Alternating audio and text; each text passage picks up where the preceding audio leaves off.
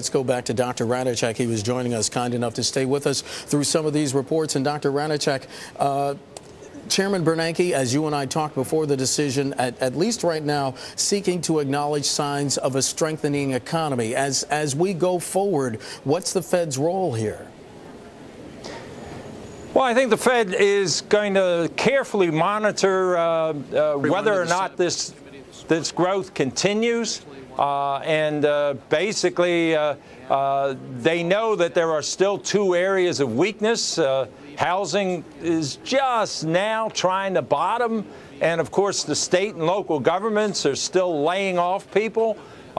So they would like to see somewhat more overall strength in the economy before they change policy. Right. And Dr. Ratajczak, as you had mentioned prior to the decision, we are seeing that companies are having a hard time passing increased costs, food, metals, petroleum-related products. They're having a hard time passing those increased costs ahead to their consumers. Yeah, what they're really doing, actually, the profits are in good shape. The margins look good. What they're doing is they're absorbing the higher commodity costs by managing their labor better. And, of course, that's working against what the Federal Reserve wants to do, which is to get people to have jobs. We did notice that at a forum on January 13th, Chairman Bernanke said that he's seeking to ensure that demand is strong enough to spur business hiring and reduce joblessness at a faster pace. And last night, during his State of the Union address, President Obama spoke about that as well, saying that it's time to put America back to work, perhaps infrastructure projects along the lines of what happened when the interstate transportation system was built under the watch of President Dwight D. Eisenhower. Do these two things go hand in hand, with congressional action on the one hand and the Fed moving on the other? Well, I think the Fed would like to see some budgetary action, not necessarily an infrastructure program. It could be a reduction in marginal tax rates for corporations, but they would like to see some more stimulus coming out of either tax reductions or investment-based spending programs.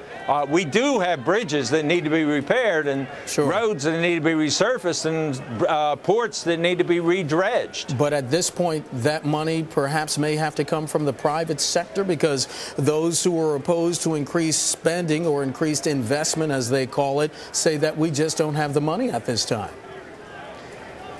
Yeah, and this is an interesting trade-off. At some point, you can cut spending short term, but you can't cut spending that truly is investment.